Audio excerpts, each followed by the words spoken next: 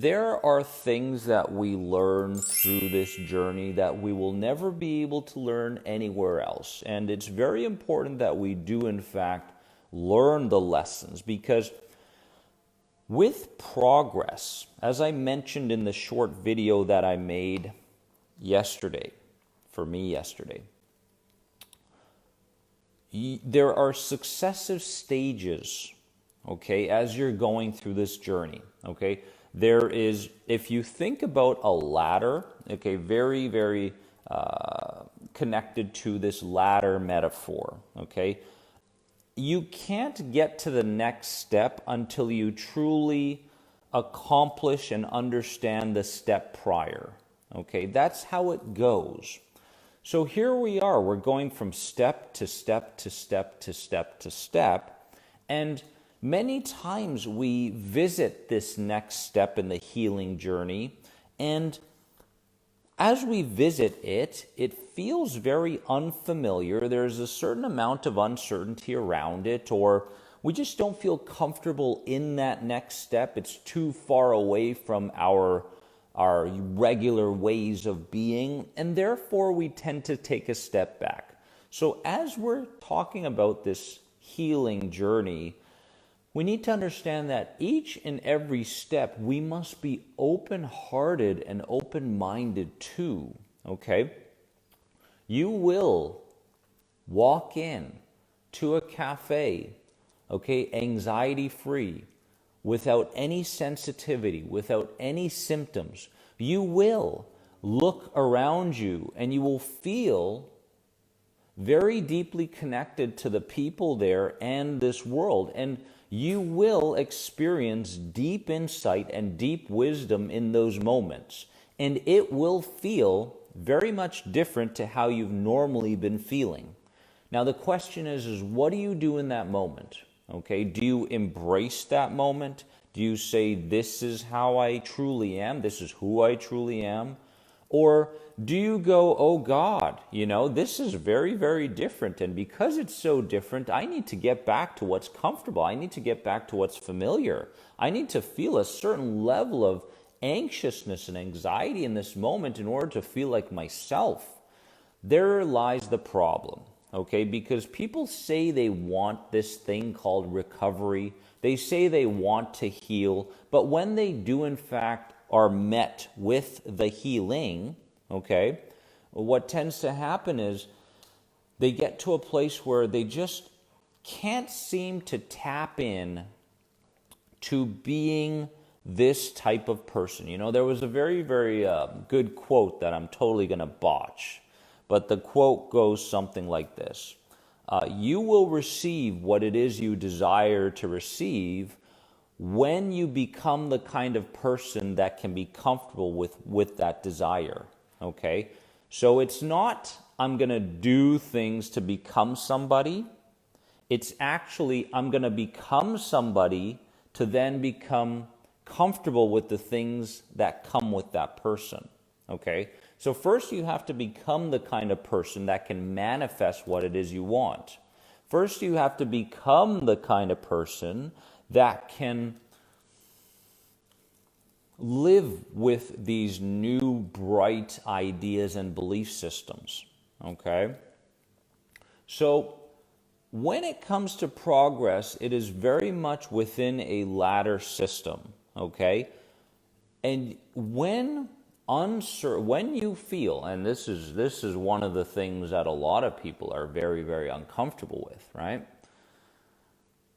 When you are comfortable with a certain degree of the unknown, okay, the unknown. Oh my God, X may happen to me. Oh my goodness, my family, there may be something that happens to them. Oh my goodness, I don't know what my future is going to look like. I don't know what career I'm going to be in the next couple months, years. I don't know where I'm going to live. I don't know how I'm going to live. This is all uncertainty. This is all the world of the unknown. Now, when the unknown arises as an idea or a feeling, because it arises as an idea or a feeling prior to it arising as an image in your head, right? When it arises as an idea or a feeling, it's your job to say, I'm comfortable with not knowing. I'm comfortable with not having the answer. But what do most people do? Most people say, I've got to find an answer to this right now, because if I don't, then I'm going to be met with uncertainty and a high level of discomfort, right? So when that unfamiliar unknownness arises, it's your job as a person that is healing and trying to gain these lessons. It's your job to say, hey, it's okay that I don't know the answer to this. It's okay for me not to solve this. It's okay for me not even to be comfortable with this, right? Because there are too many people out there that are relying too heavily on comfort. Okay, they are relying way too heavily on comfort. And the moment something doesn't feel comfortable, okay, they start running in the opposite direction to find comfort again. Okay, so if in fact misery is your emotionally default way of living, people will default to misery over, neutrality, right? But this is where awareness comes into place. This is where we can learn a tremendous amount by ancient wisdom and what they've all been telling us, right, for all these years, right? Suffering is gonna be there. When the suffering arises, it's our job to work with it and not try to run from it or defeat it or fight it or these sorts of things, right? The more you continue to fight the very thing that you need to make friends with and collaborate with, the more anxiety you're going to feel. So we have to stop fighting and we have to start guiding. That's the truth. But when it comes to progress, there you are, okay, there you are. You've made this inspiring decision. You've made the choice. And the choice is, hey, I'm tired of living this way, right? I'm done with these thoughts. I'm done with this feeling. I'm done with this constant feeling of having to take care of my bodily symptoms. I'm tired of babysitting my anxiety, okay? And so you've made the choice. Good for you. Good for you. You've made that choice. Of course, with a choice, there must come structure.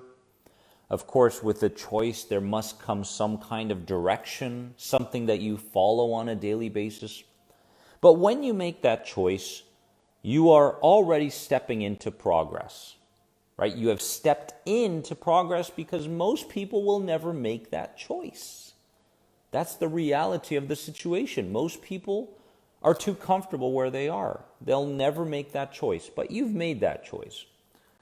And so as you make that choice and as you do the very things that your body is asking you to do, your body is saying, give me more of this, or is it time to let go of this, or can we finally resolve this thing that we've been hanging on to for all these years? Your body is telling you that all the time, right? Your body keeps the score, as Bessel van der Kolk says. When the progress arises, along with the progress, we have to understand that progress is challenges. Progress is setbacks. That is progress. Don't expect to do something for yourself and magically allow everything that you've been carrying with you, the emotional baggage. Don't expect all of that to just disappear. When it doesn't disappear, you tend to become frustrated by that. Instead, you have to understand that the more progress you make, the more stuff that you need to resolve will show up. Let me give you an example. When I was making progress, I was becoming very, very irritable. Very irritable, right? Irritability wasn't there before. What was there before was this constant state of focusing on my inner world. Oh my God, I'm having this idea. I'm even having this suicidal thought. I'm having thoughts of harming other people. I'm having thoughts of this bodily symptom potentially being some kind of illness or disease. I'm having feelings, anxious feelings that I don't want to feel. What are other people going to think about me? Am I going to lose this? Am I going to lose that? I dealt with this stuff. Rarely was I ever in touch with the outside world. No. If you had a conversation with me back in those days, don't expect it to last very long, okay? Because the conversation itself was a threat. And my inner child told me that, right? Why the hell are you talking to somebody right now? This person is a potential threat. You will feel the same emotion that you once felt, so we're going to do everything we can to get you out of this situation. That's what my inner child did for me. Thank you. Thank you. But this isn't the time. So as I made more progress, the worse I felt. Okay, irritability showed up and I said, oh, I'm irritable, therefore I'm going backwards. And what I'm working on isn't working for me. No, it is working for you. It is working for you. You're just taking the next step on the ladder. Okay? Irritability shows up and you're going, hey, irritability, welcome. You can join my journey, right? I will see beyond this irritability. I will understand where it's coming from. I will get to the root of why this irritability is there. The irritability is a defense mechanism by the inner child saying, are you sure you want to continue on this path? And when irritability shows up, you're going, hey, inner child, thanks again for looking out for me. But let me tell you something. As I sit with the irritability, as I continue to walk within this grocery store, being irritated to people, not consciously but unconsciously, as this is the case, I will show you that there's nothing to be irritable about here. Okay? So, okay, the inner child says, okay, well, this defense mechanism didn't work. Okay, well, the adult and conscious mind is telling us that we don't have to protect the organism from this path. Okay, well, we'll give them a bit more relief and we'll kind of sit back. The inner child says, we'll sit back and see what happens next. So there you are. You took another step forward. And anytime irritability shows up in the future, you've already created ticks. You've already created wins. Therefore, it doesn't bother you as much, and it becomes easier and easier and easier and easier.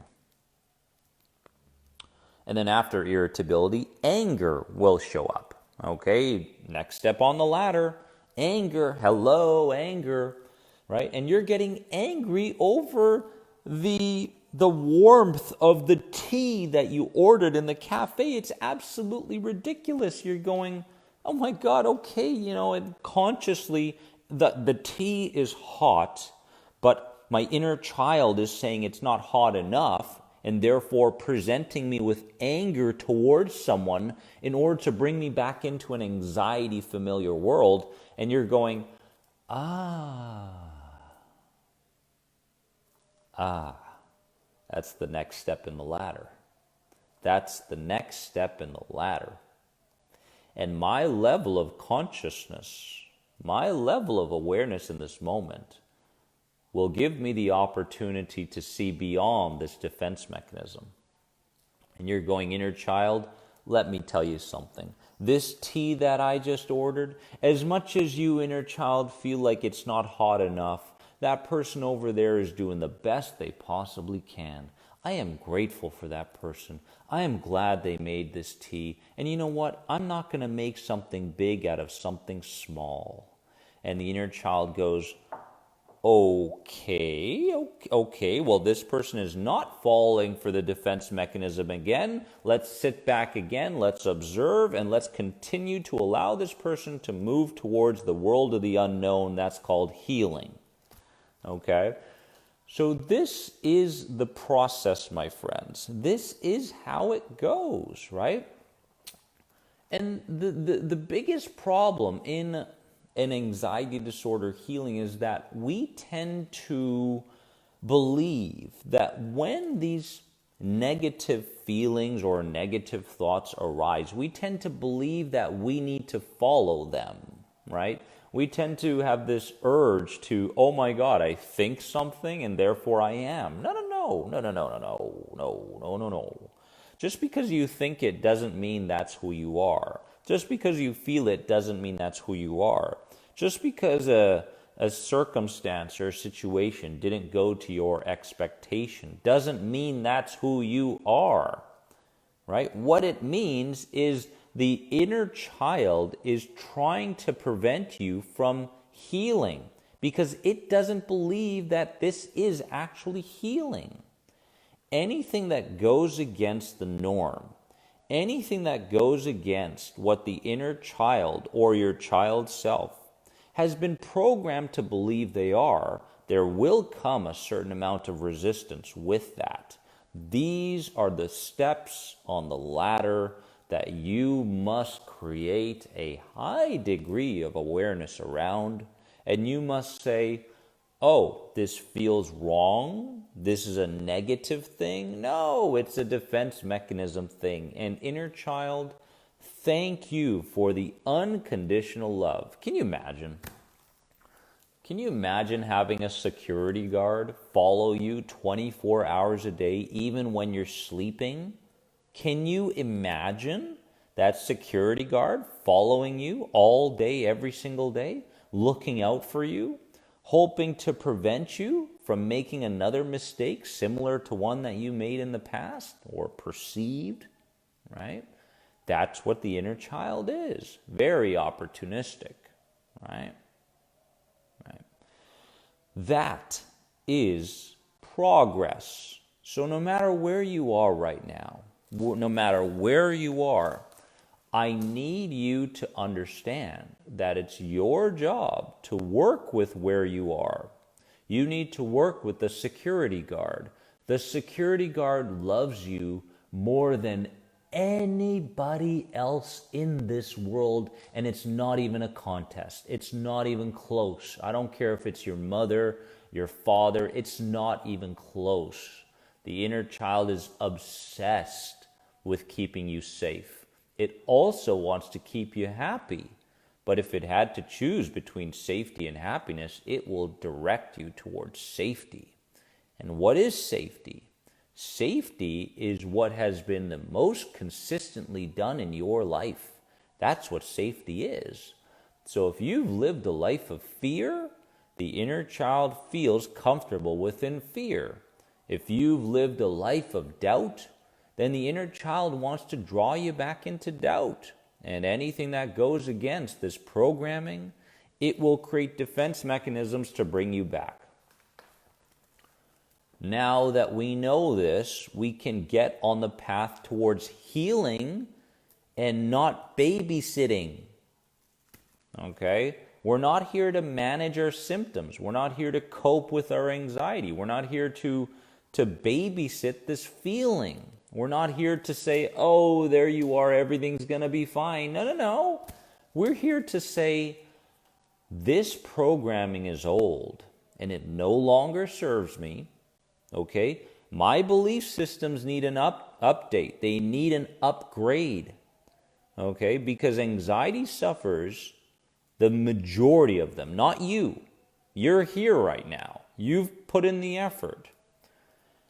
The vast majority of anxiety sufferers out there haven't even decided that they need to upgrade their core belief systems. They haven't even made that decision yet.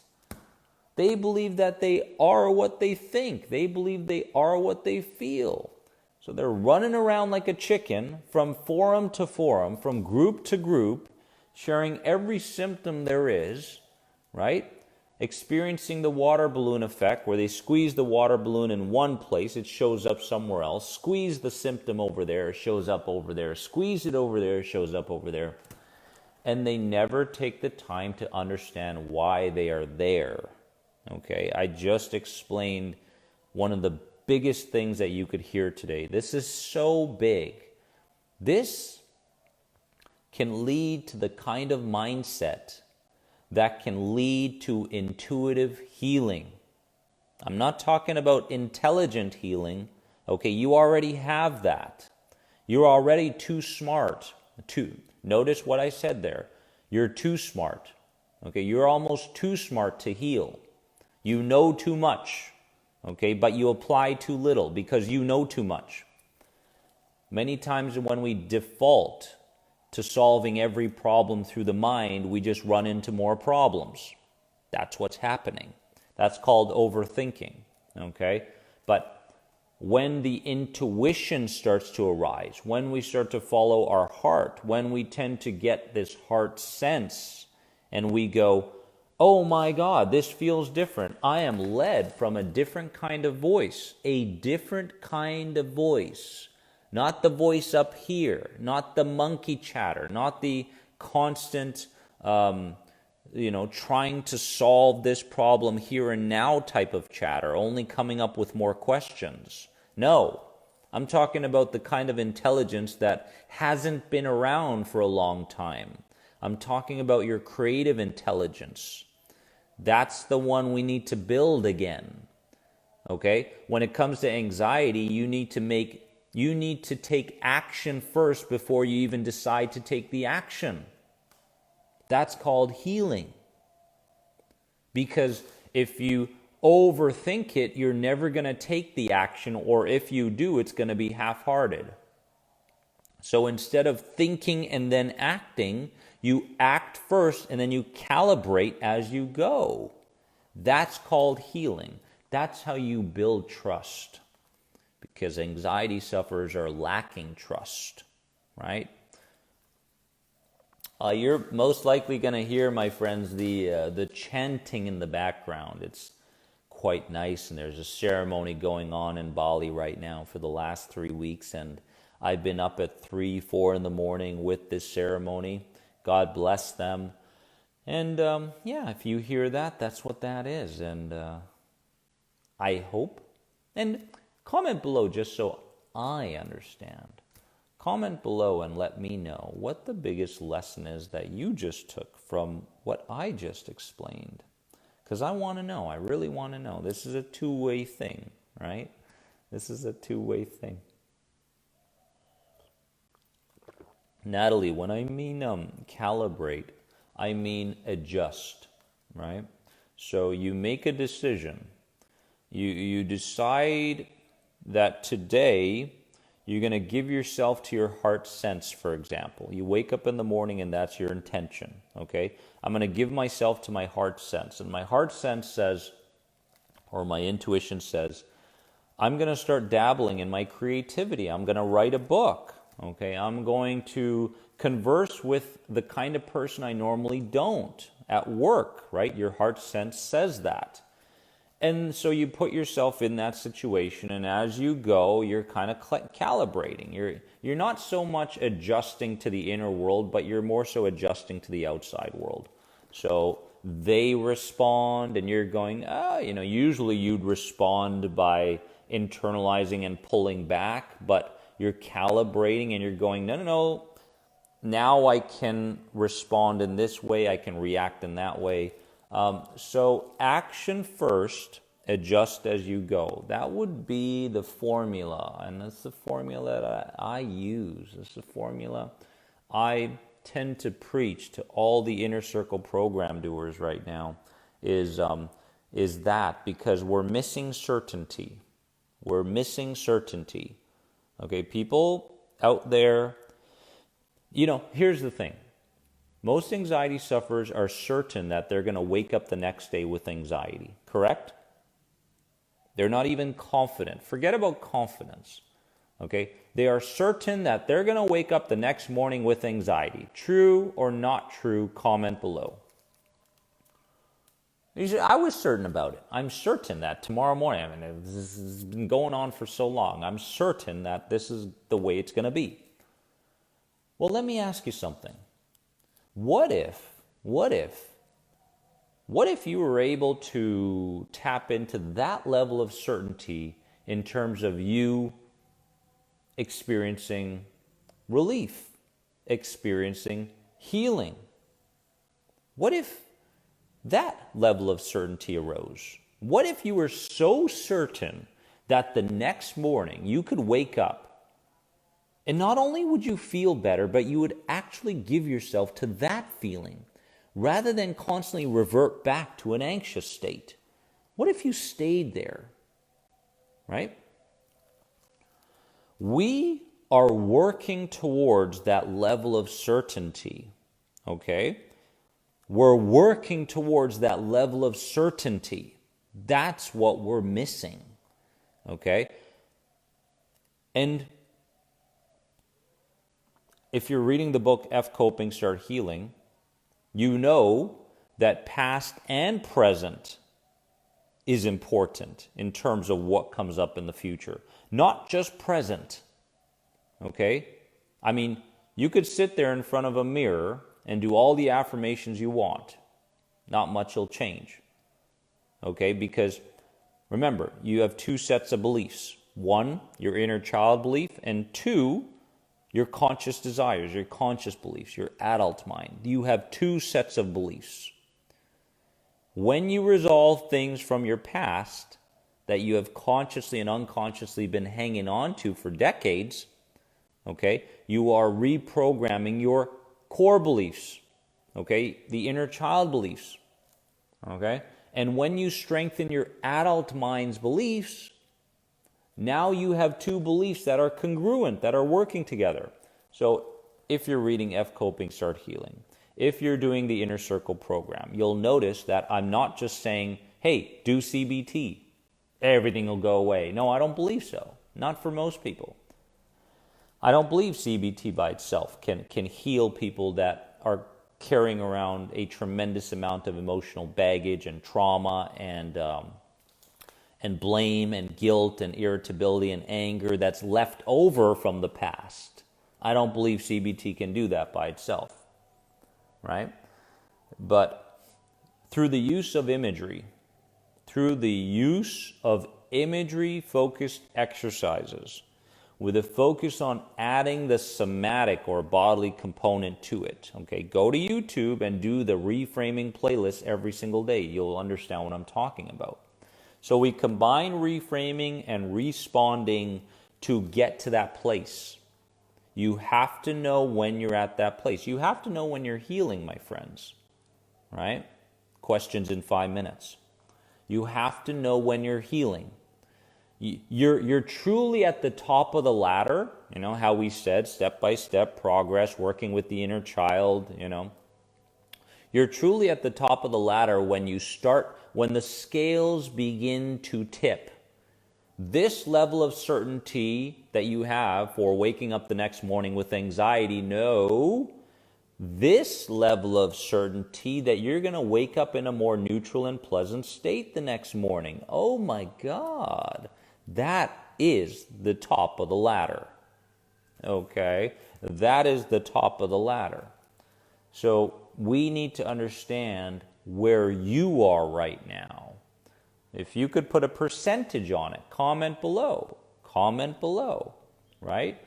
What percentage of certainty do you have that you're going to wake up tomorrow morning in a neutral and pleasant state? Right? So that's our goal. You'll notice that when we do these lives, I'm not going to say things like, oh, just sit with it. I'm not going to say that. I'm not going to say, you know, it's time you just got over it. Oh, look at the percentages. Michael's at 90% certainty that he's going to wake up the next morning, okay, in a pleasant and neutral state, emotional state. That is wonderful. Natalie, 70%. Kristen, 95%. Okay? 95% that she knows she's going to wake up the next morning in a neutral to pleasant state. She's comfortable there. That's her new comfort. Okay? And many times, please listen to this. Many times, okay, when it comes to 50-50 and you hit a plateau, okay, you've hit a plateau in your healing, there is that high level of motivation from the subconscious. There's a high level of motivation that says, no, let's stay in fear. Let's stay in anxiety. You need to understand where that motivation comes from. Why does the inner child feel so invested in being anxious? Why? Why? Okay, for each and every person, it's a little bit different. What is your why? Answer below. I'd love to hear it. Why do you believe the inner child, your inner child, is so motivated to keep you living in fear rather than love? Why? What's your initial reaction to that? Right? The subconscious will answer first. Don't edit it. Whatever comes up as an answer, comment below. Why do you think your inner child is so invested in fear? Is it consistency? Is it familiarity? Did you merge with your mother? Did you merge with your father? What? Why? Greeter28 says, my inner child is keeping me in fear because it is trying to prevent me from making past mistakes. Write that down in big, bold letters. What do you think she has to do more? Make mistakes. Kristen says that's what she's used to. Luana says familiarity. Tima J92 says remembering a past trauma. So Tima J92 needs to reframe that trauma to get to a place of being perceptually neutral towards it, therefore she can move forward in her life. Okay? That's what my body and mind is used to. Okay? What else? What else? Facebook, what else? I think it makes me more attached to people. Okay? Okay. There we go. Ancient Forest. The fear of losing my partner and family. Can I just pin this for a second here? The fear of losing my partner and my family. I love that you are open enough to trusting in this community and to share these first and foremost, right? That is already a big step forward. So in Ancient Forest's world, she needs to stay anxious, stay fearful, to possibly gaining the empathy and possibly the sympathy from her friends and family, his. And the idea is if they become someone different, okay, they may lose what they already have. Okay? Therefore, every single time they take steps forward, they come up with different excuses, rationalizations to pull themselves back into fear and anxiety. Would that be true? Would that be true? So the fear of losing my partner and family. Okay? I stayed in anxiety for a very long time because I was getting the love I thought I would never get if I in fact healed. If I in fact felt a tremendous amount of self-love for myself, and I was creative, and I was open, I was carefree. I was getting what I always wanted, a place in this world, right? I felt connected to people. I felt connected. I felt like, oh my God, fear brings me to a place of standing guard all the time. It brings me towards people that understand me, okay? This is the biggest reason why you stay stuck. This is it, right? This is it. This really is it. We've hit the nail, right?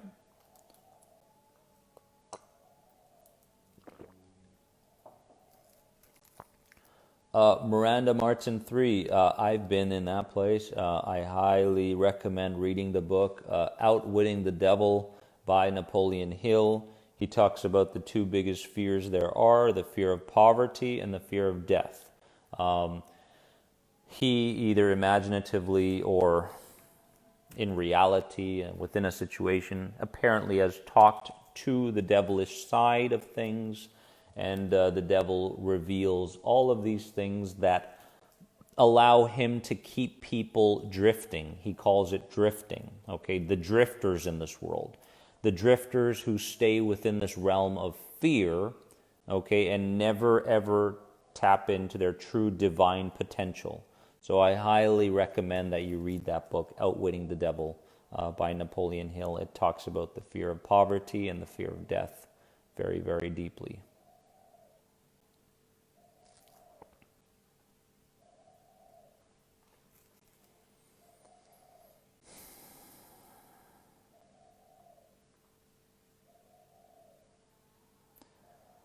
Leah, I'm telling you, get a chair, place the chair in front of you, use your sense of smell to bring Dad in, speak your truth, say everything that's on your mind and in your heart towards Dad, and please don't hold back.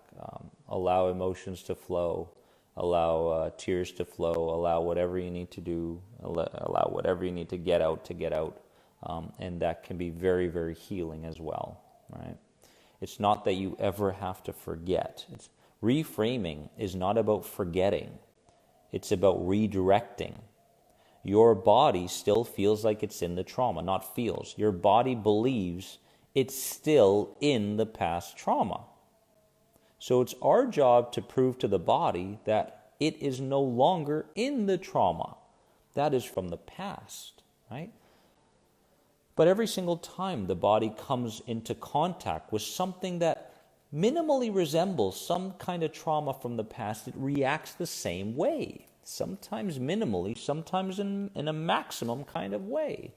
So it's our job to say, hey, subconscious body, right? We're no longer in that same trauma. We're out of it, okay? That's 30, 40, 50 years later now, okay? That's what we're dealing with here. That's what we're dealing with, right?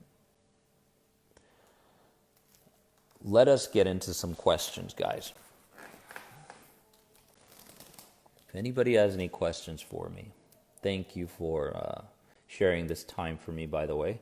I'm going to turn this around so that you can be happy.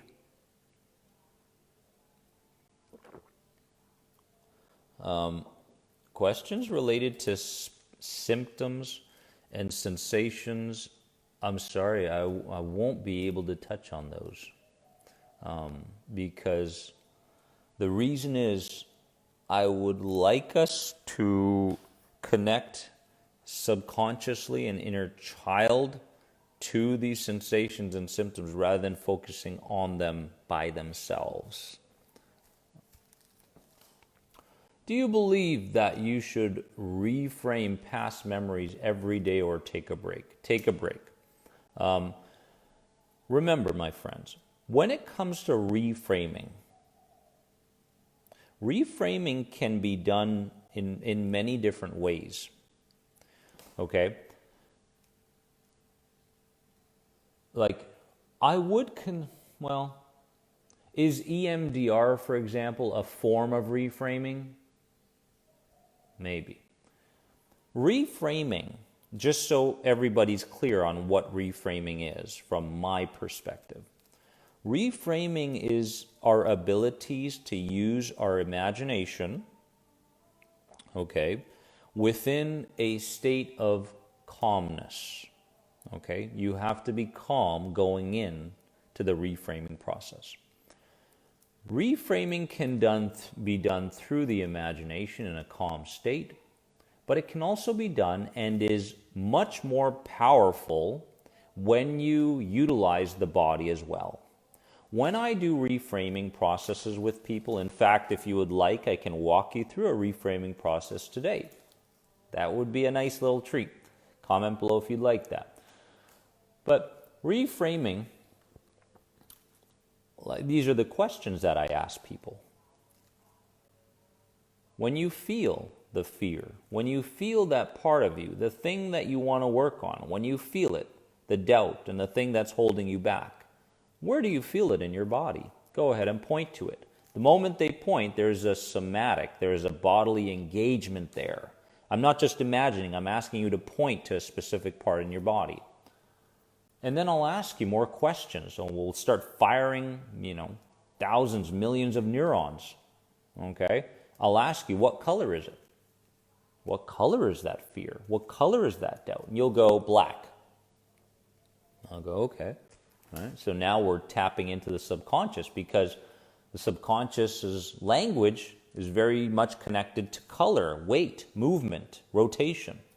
And then I'll ask maybe, what direction is it rotating? I'll ask you these questions. How heavy is it? Is it on the inside or is it on the outside? I'll ask you all these questions within the reframing process. And my main reframing technique focuses on the ability for you as the adult, very smart, very intelligent, very knowing. You wouldn't have anxiety if your adult was running the show. Period, end of story. You wouldn't be here. You wouldn't be suffering from an anxiety disorder if your adult was in fact running the show. It's not. So in the main reframing process that I really like to do and works very quickly, I get the adult to meet with the child within an environment that didn't feel safe, among the people that the child did not feel safe with. And then we go through a process. We go through a process of physical touch. We go through a process of verbalizing our truth. And we come out of that reframing process, the environment, with the message to the subconscious that says, hey, back in the day, I didn't have the resources to deal with that past experience. Okay? But here's what I would have done instead. Here's what I deserved. Here's how I want that experience to go instead. Boom. Then you become emotional. Then the emotion starts showing up, right? And you're in it. You're in the reframing process. And you're speaking your truth.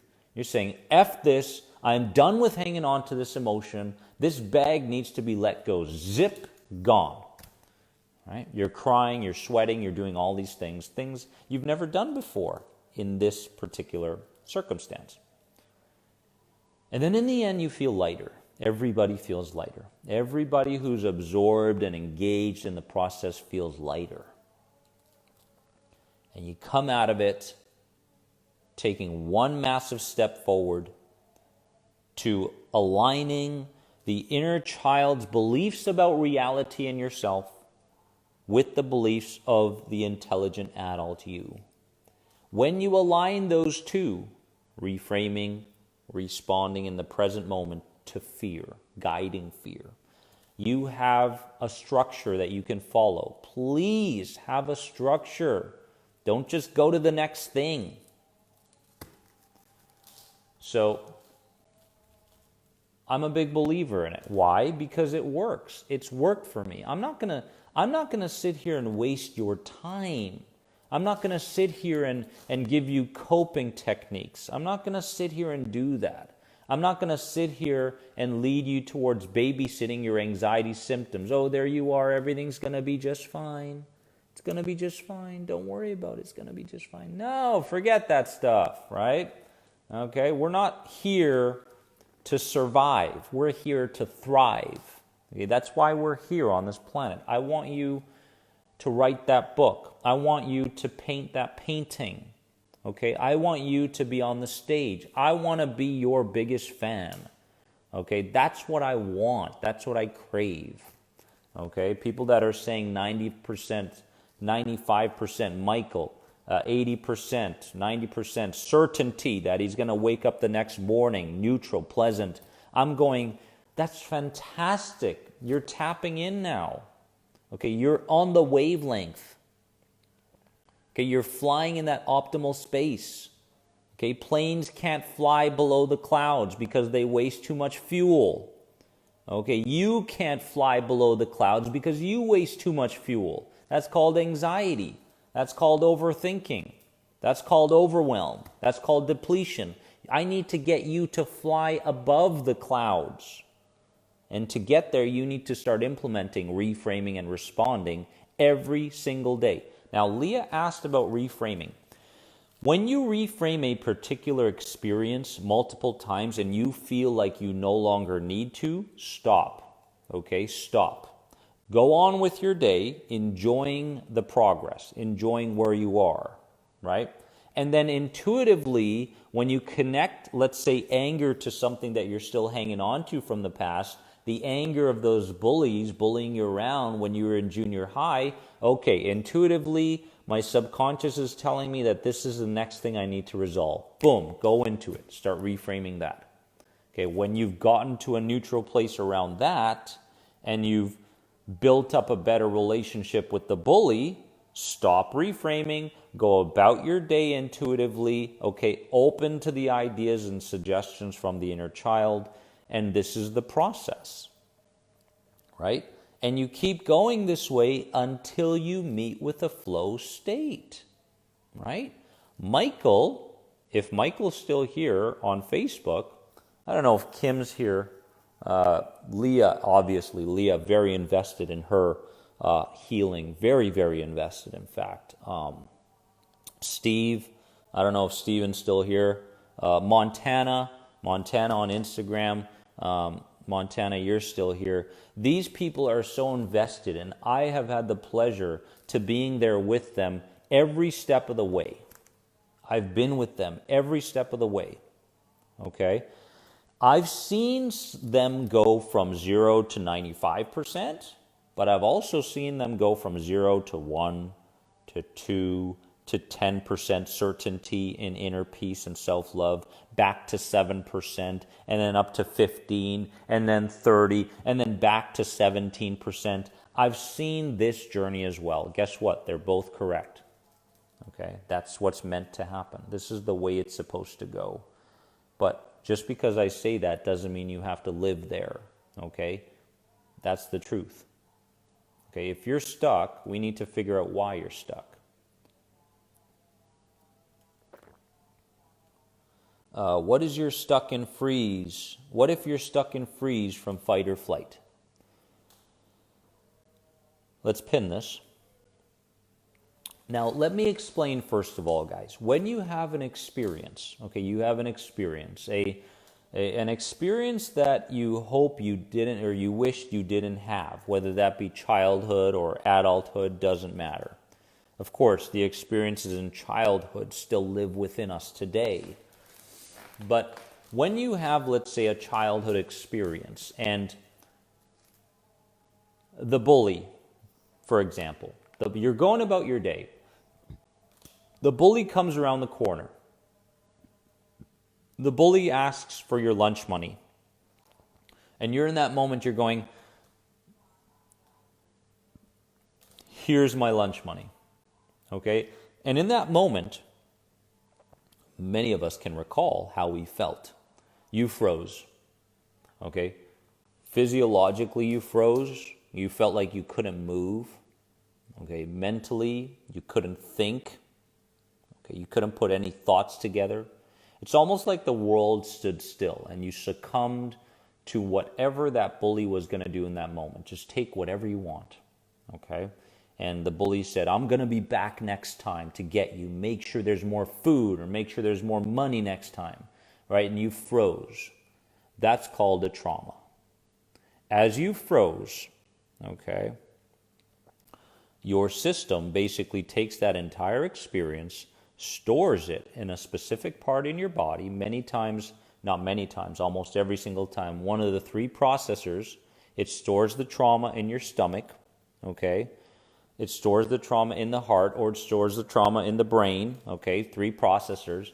And many times when you're going about your day in adulthood and you're faced with a person who has the similar hair color or whatever it is, or same shirt or whatever, and you feel a tightness in your chest, right? You can attribute that to the subconscious picking up on the trauma okay, in the present time.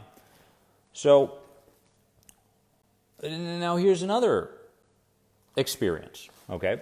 The bully comes around. The bully comes around and says, give me your lunch money. Okay, give me your lunch money. And you look at the bully and you look at the friends and you say, today's the day that I'm going to step up, right? And you say, no, right? And the bully goes, what do you mean no? Give me your lunch money, right? And you say, no, I'm not giving you my lunch money, man. This is my lunch money. I got to eat food. And so you as the child, okay, either verbally or physically fight back. If you did in fact verbally or physically fight back, it is no longer deemed a trauma. Okay, this is very, very important. Okay? If you win the fight, okay, and the bully goes away, okay, it is no longer a trauma. Okay? You fought back. Okay? Now, third scenario, you run. Okay? You run. You escape. Okay? Running from is deemed less of a trauma than freezing. Okay? So, what this means is when you reframe, I don't care what kind of reframing process you do, okay, but it's very specific to the situation and the people within it. When you reframe, you have to come from a more so fighting perspective, okay? And I'm not talking about physically fighting, although that's what intuitively feel you may need to happen to move forward. Okay, I can't tell you how many times I punched a family member in my imagination with my body before buying a punching bag and putting their face on there. Okay, emotional baggage gone. I made peace with that person. Okay, I got justification. Sometimes that's what we have to do. Okay, we can't play Mr. Nice Guy, okay, and walk around with all these past experiences and traumas for the rest of our lives. So, when we're talking about fight, flight, or freeze, we have to get very specific here, okay? Fighting is rarely ever deemed as a traumatic experience. Running, a little bit. So when we imagine and utilize the body together in these experiences and you run from something, okay, that is called healing, okay? But if you continue to freeze, okay, if you continue to live out the same unconscious pictures, okay, of freezing back in the day, then you will continue to freeze in the present moment. Okay, that's called an anxiety disorder. So that's a bit of an explanation there. So when we are in fact reframing, when we're going through these processes, you will be doing things that feel uncomfortable. And if you want to do them, let's do them again. Let's do one today. Right? I don't mind. Imagine it happening differently. I think there's a few more details, Danny, that we need to plug into. Before you go into any of these types of reframing practices, make sure to please go to YouTube, look up Reframing the Anxiety Guy, okay, and instead of going straight into the live session, get the instruction, get the detail first, okay, get the understanding first before you jump in, okay? Shavs, how are you? Good to see you. I've been around for a minute, Dennis, so what do you think about my anxiety recovery, my friend? Robin, about your anxiety recovery, I don't know enough about it. I can't comment on it. I'm sorry. Tell me more. Where are you? You have saved me with all your videos, books, programs. Blessed. Michael. Thing about Michael is Michael is very, very engaged, right? I'll put up a YouTube video. He'll comment on his clarity. He won't just sit there and look to be taught something. Okay, he understands the two-way kind of thing that's taking place here. Okay, so he'll comment and he'll evaluate a bit.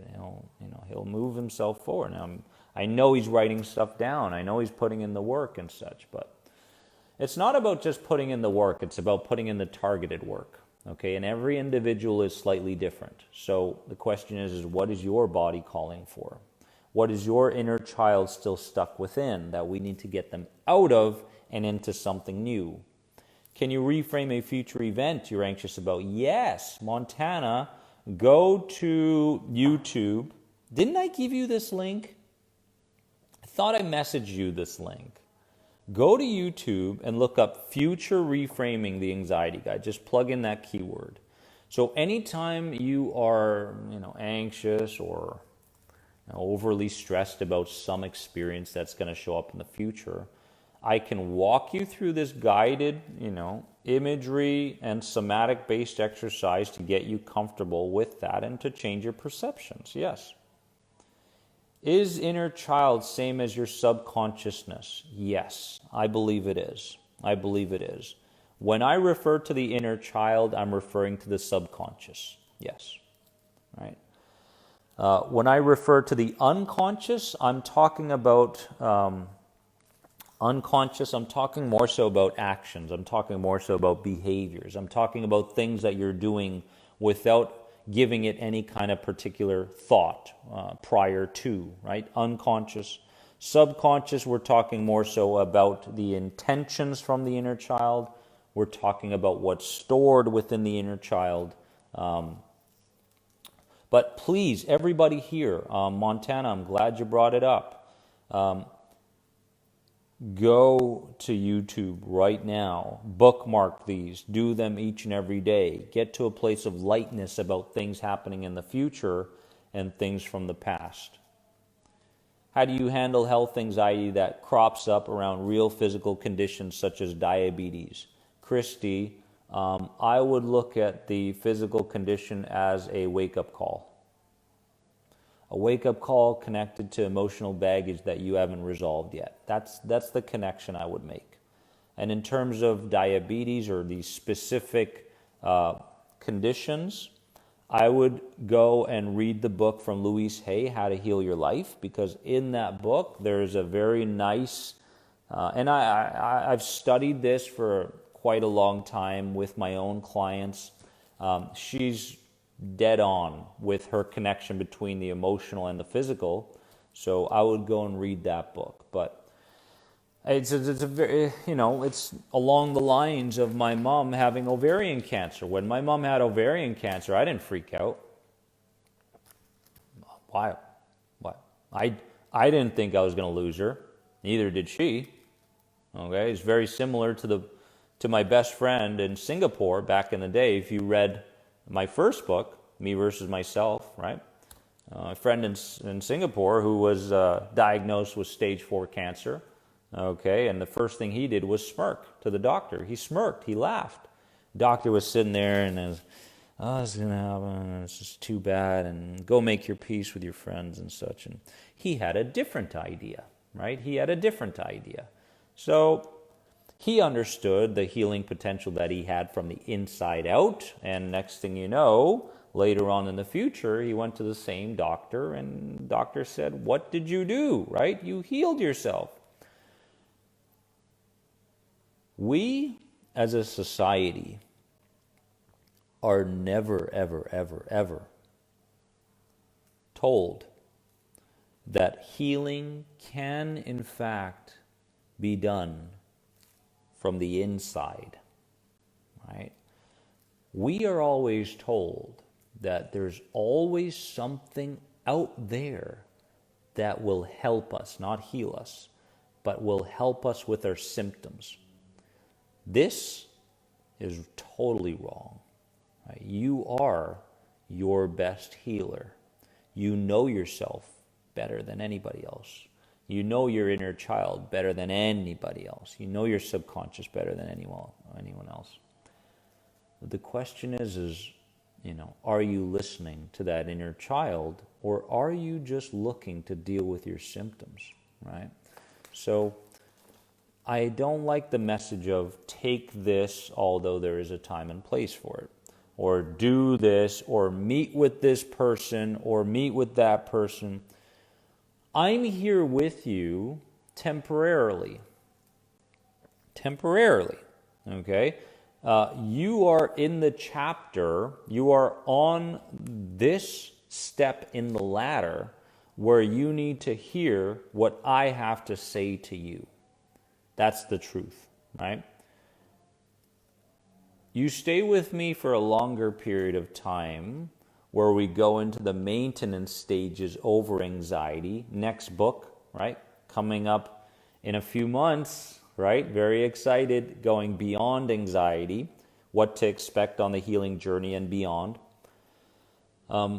Yes, you can spend further time with me. But what I'm trying to say is that you're here with me at this point in your life, at this stage in your healing, for a very specific reason, to learn something you need to.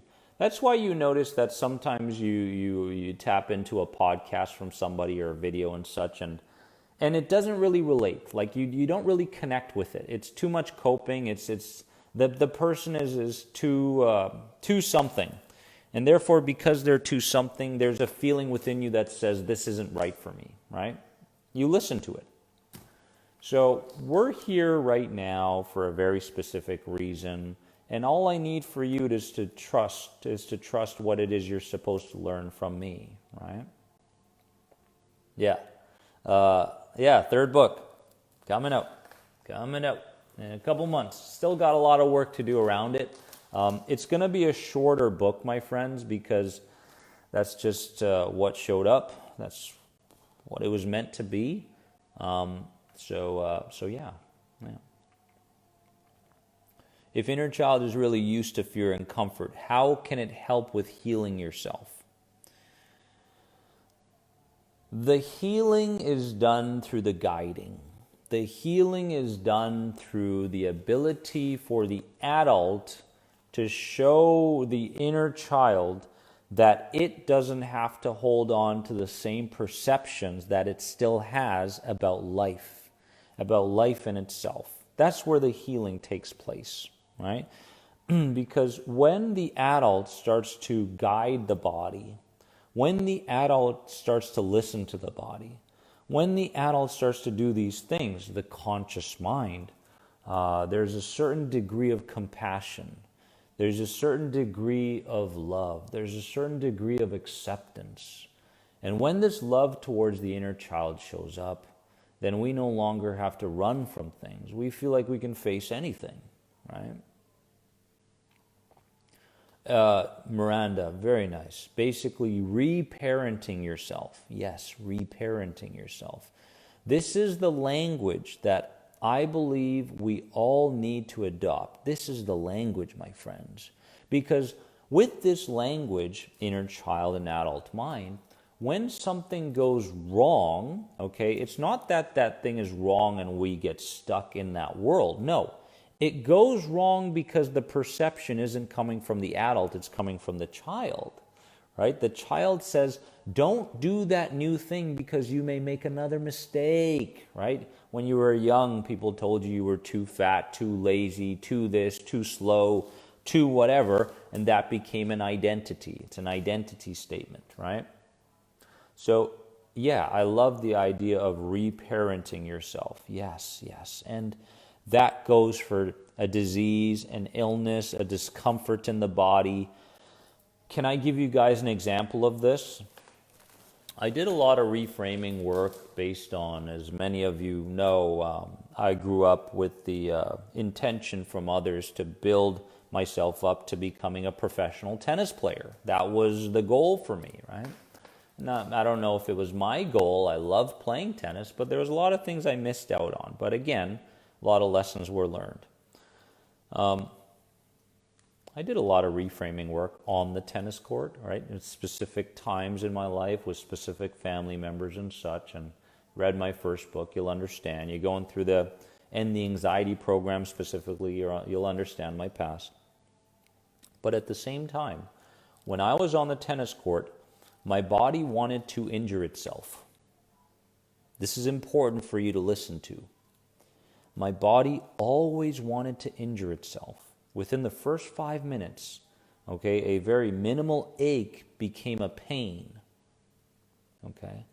And then my mind started to jump in. My mind said, oh my God, if this person across the net beats you in this game, this match, then you will feel a very low level of self-worth to yourself. Why would you do this to yourself? Leave this tennis court now.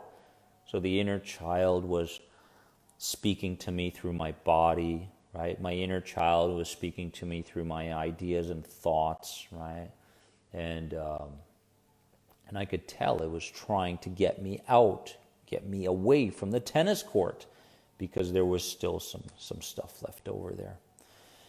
And in that moment, obviously, I couldn't close my eyes and imagine things and engage with the body and do the reframing processes. I couldn't do that. But what I could do was I could guide. What I could do was I could create a new conscious perception around the tennis court and the situation. So in that moment, I started to go, hey, inner child, I can see what you're trying to do right now, but we are safe. We are safe in this moment. And the inner child wanted me to go faster, therefore possibly creating a further injury, but I went the opposite direction. I went slower, right? I said, inner child, we can go slow here. Inner child, guess what? Dennis, that person across the net is not a threat. That person is a loving human being. We're just having a very nice hit here. Good exercise. And the exercise is great for our longevity. It's great for our cardiovascular health. Exercise is great. It's great to be here. And I took my hand and I touched the court, the tennis court, and I rubbed the court a little bit. I made peace with it, right? So I made peace with the inner child. I was guiding the inner child. I was taking my hand. I was touching the net, right? I was making peace with the chair. And I did this constantly until it became a habit, right?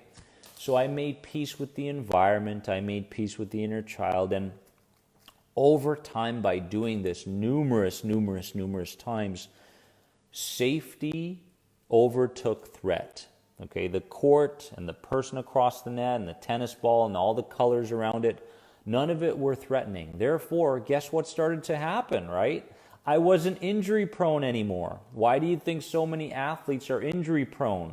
Because they've got emotional baggage left over that's presenting itself in the present moment. Okay, it has very little to do with their physical ability. That's powerful. That's powerful. That's powerful. You see basketball players, injured, always injured, okay? Oh, I pulled something. Well, okay, it goes a little deeper than you just physically pulling something. Okay, there's a reason for the injury. Okay?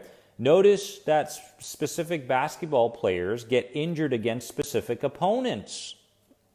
Right? You play, for example, right? Look down the line, LeBron James. Okay? When somebody comes across LeBron James, okay, the king, there is a feeling of overwhelm there. There's a feeling of heaviness coming across you. This guy is a leader. This guy looks ruthless. He looks like a wall, right? So I've noticed in the last decade or so that there are many basketball players that get injured against the same team that LeBron James is on very consistently.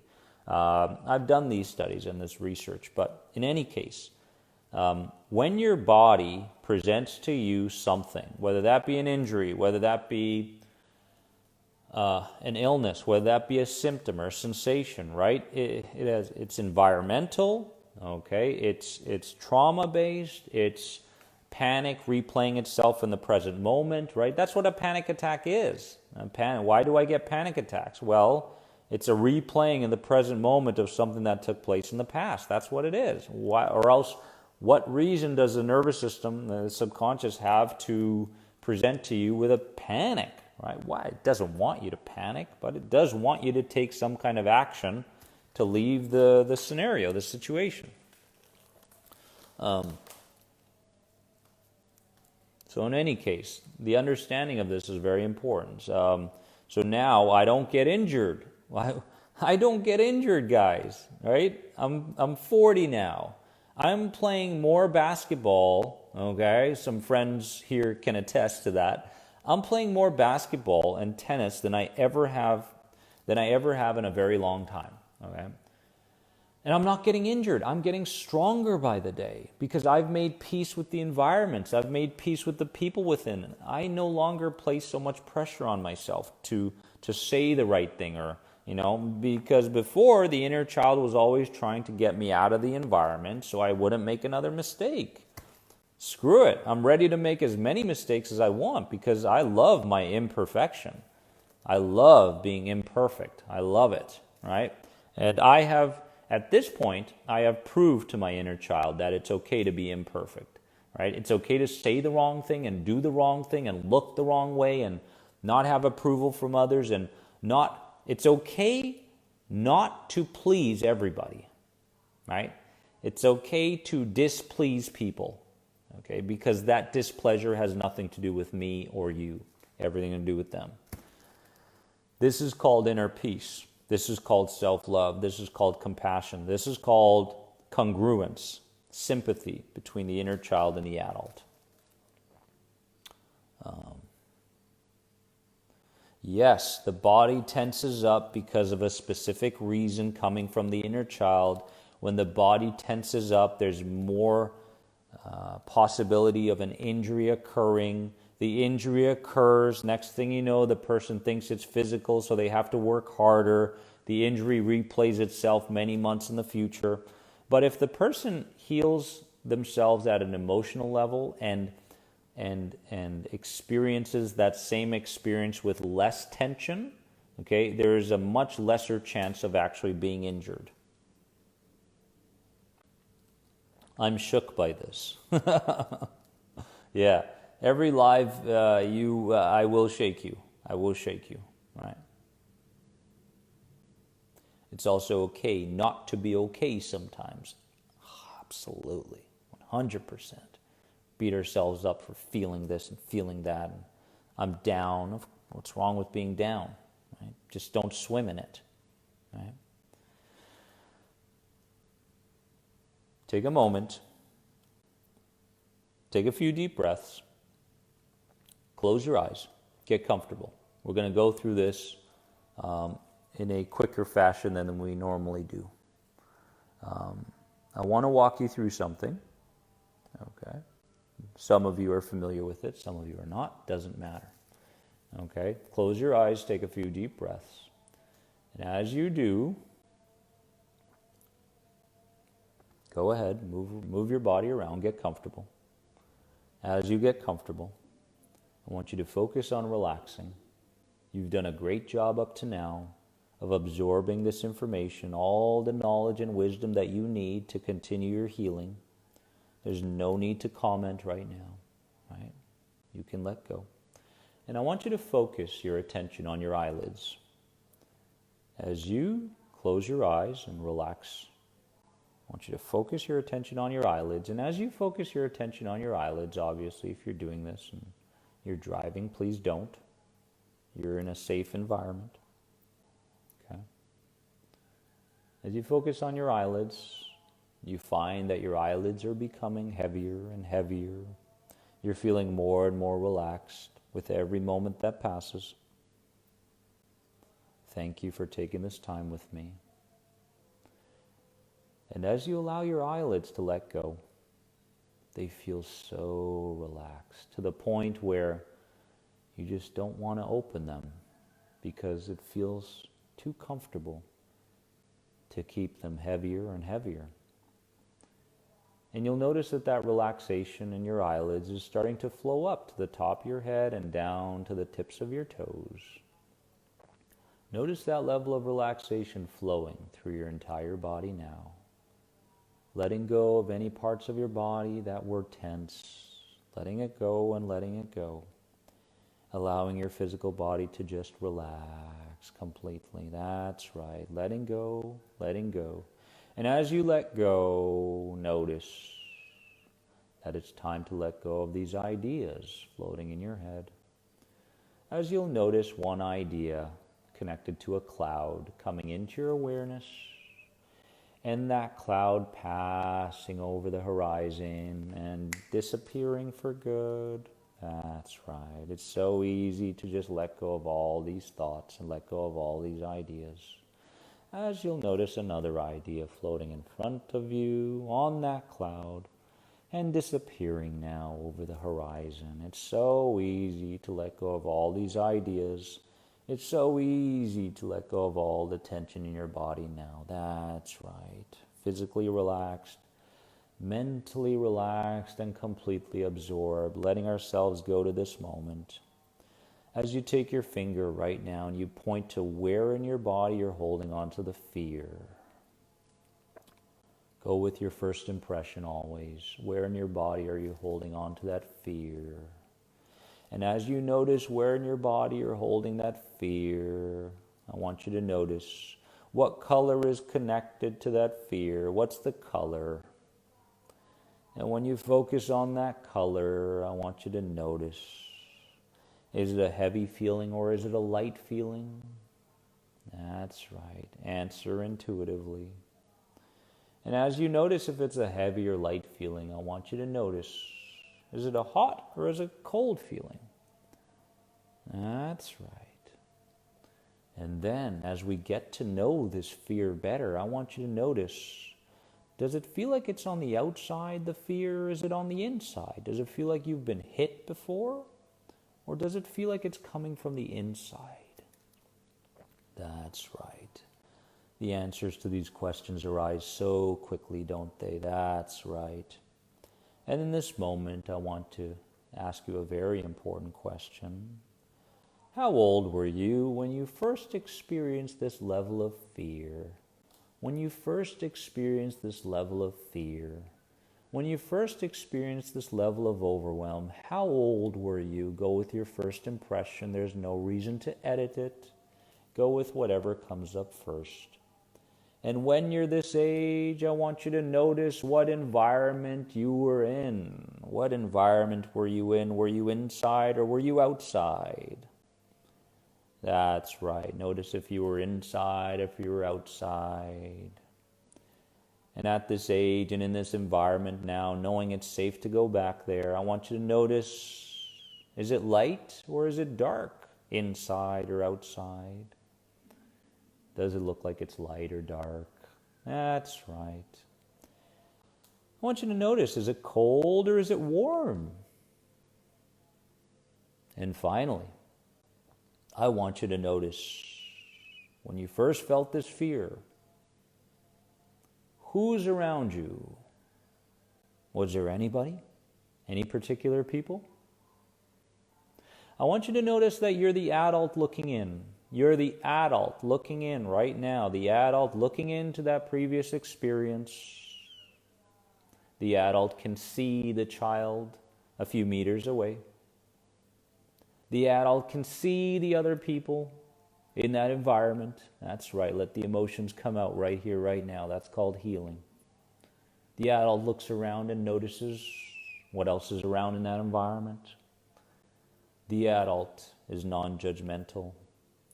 The adult you begins to walk up to the inner child you. That's right. And as the adult walks up to the child who experienced this fear and this overwhelm, he or she takes their arms and wraps those arms around that child now, embracing that child with a loving, beautiful hug, a hug that will last forever, that will create waves of compassion, waves of love, waves of understanding. And in this moment, it's okay to let go. In this moment, the adult you can begin to say the words that the child you needed to hear. Say those words right now to the child. Say the words they needed to hear.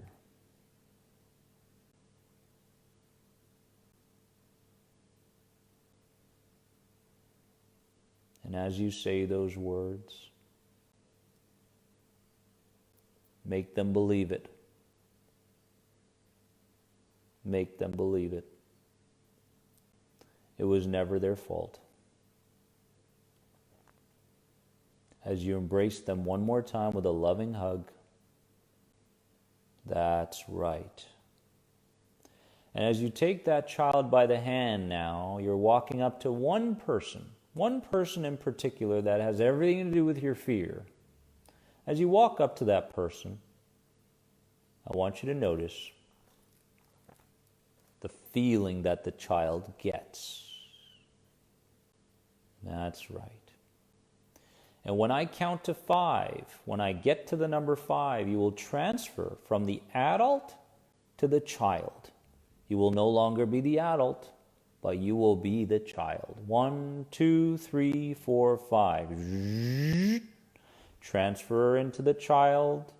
Look up, notice that the adult's beside you, you're holding their hand.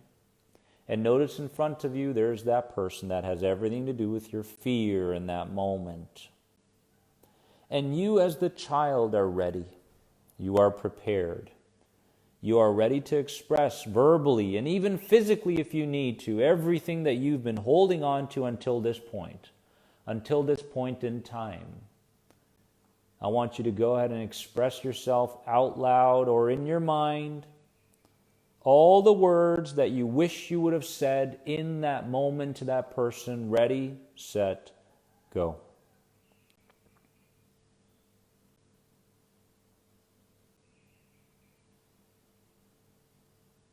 Be brave. Let go. Be in this moment fully.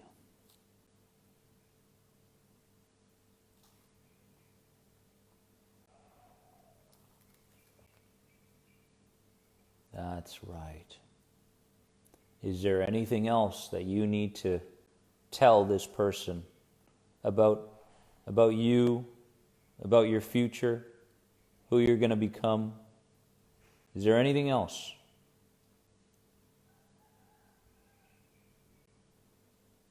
Tell them how this experience is going to make you stronger. Tell them how you're ready to let go of this. And then take a step back. You and the adult taking a step back. Now, your intention wasn't to hurt this person, but it was to help you in the present and in the future. So I want you right now to find the part of you. There is a part of you that is ready to forgive. A part of you that's ready to forgive this person. Therefore, forgive yourself. When you find that part of you, I want you to tap into it.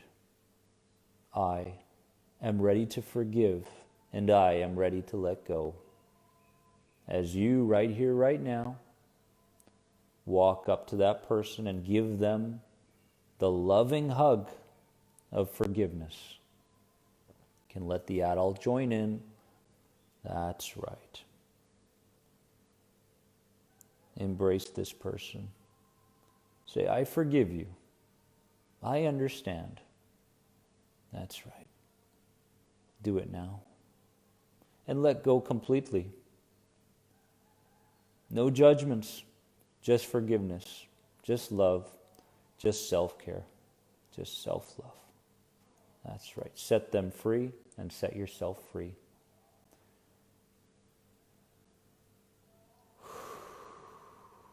And as you let go, you can take the adult's hand now.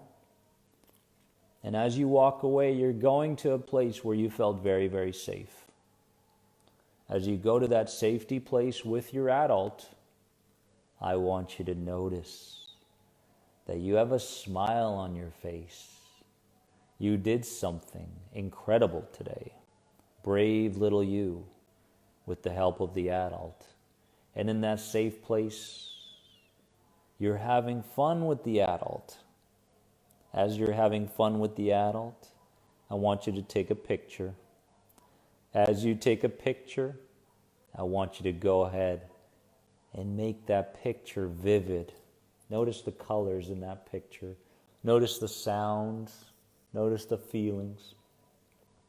As you take that picture, Notice how good it feels to just look at that picture from the outside. That's right, because your subconscious will take this picture and it will let the rest go.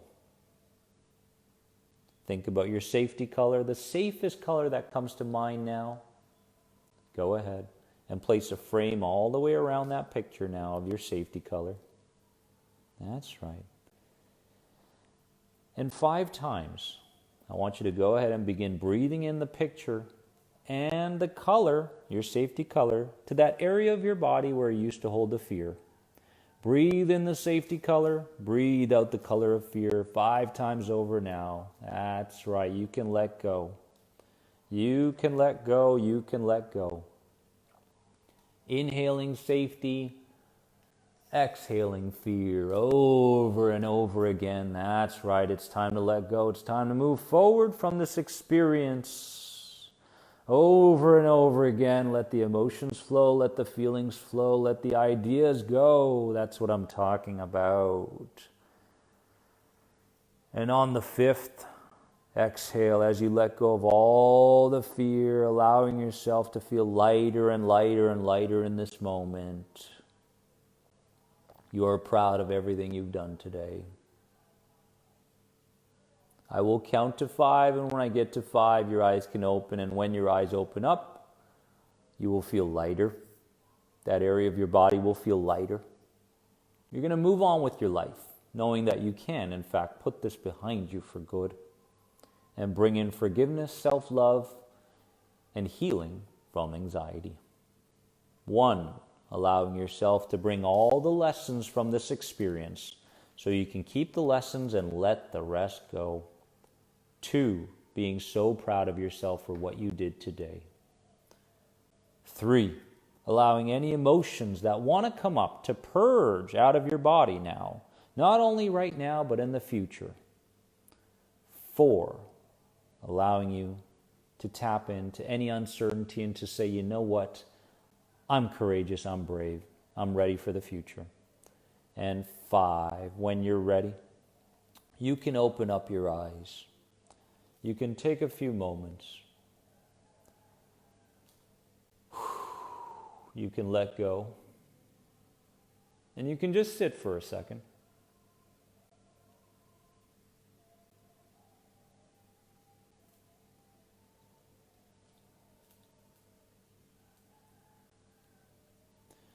Many times after these processes,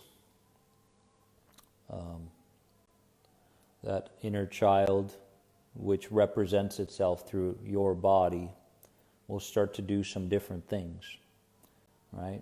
The inner child will purge the old by crying, hardcore sometimes, crying. I've seen it all. Shaking, doesn't matter. Sweating, right? Laughing, whatever it is. Whatever you feel right now, just allow it to be there, right? That's right. I will be uploading this. I could upload it tonight. Okay. I'll be uploading this to YouTube for your morning, most of you, North America. I will be doing that. Yeah, I will be doing that later today. I'll upload this. In the description, I'll add the time when this reframing process started so that you can forward the video right to that time. And there's other ways, I guess, that you can just bookmark and go directly to it. I will also create a bit of an audio or a video for it. So more of these, please. So go ahead and write down in the comment section what lesson you gained, number 1, and what your body did during and after number 2 to purge. What happened? What's the lesson and what did your body do? Michael knows the content quite well at this point. He says no tissues. Yeah, tissues are the worst thing when it comes to healing. Yes. You're very welcome. Oh, thank you. Thank you guys. Yeah. More of these, please. Thank you. Okay. You're very welcome, Amira. Fantastic. So write down the lesson. That's right. Give the video a like. Yeah, throw in a like there if you can for me. Right? If you get a chance, please share this with a group, share it with a forum, share it with somebody who needs it. Not only the knowledge, but also the actual session itself. Tell them to do it. Share it and tell them to do it. The lesson is, I need to forgive Dad to heal completely, Amira says. And number 2, release the tension. Okay, so the tension in that particular area. I mean, take a good feel of that area right now. Notice how it feels. Right? Notice the change. Thank you so much. Haven't had this response before. That's usually what we get. Yeah. Yeah. Thank you for being open to this language. Thank you for being open to this process. Thank you for connecting with me here today, guys. I really appreciate it. Thank you. We went overtime a little bit. This coming weekend is our 4th masterclass. Those are longer and they're targeted towards one particular topic. If you want to sign up for those, you can at theanxietyguy.com under members. And as I mentioned earlier, if you're doing the Inner Circle program, please keep up with the email support. When you win, I win. So please, and if you get a chance, get into the Inner Circle program. This is the kind of healing that you will be met with. I promise you. I promote this program because I believe in it so much, and I believe in your potential to heal. And as long as you make the investment of effort for a set time period until it becomes effortless, the Inner Circle program will transform you. All right? So learning how to open to forgiveness, Kim says. That's beautiful. Yeah. Amira needed this. And in the coming hours, coming days, there may be some other ways the inner child wants to release and purge. Just know that it's connected. All right? Yeah. Much love, brother. Good to see you. I need to forgive my little brother and the pain of the world. Okay. Very deep. Very good. Phoebe, the lesson was I was too young to understand that my parents, from their perspective, weren't doing anything wrong. To look at all perspectives, not just my own, but myself in their shoes. So touched, guys. Very, very touched. Yeah. I love you all. Have a progress-filled weekend. Have an excellent day. Sleep well. Right?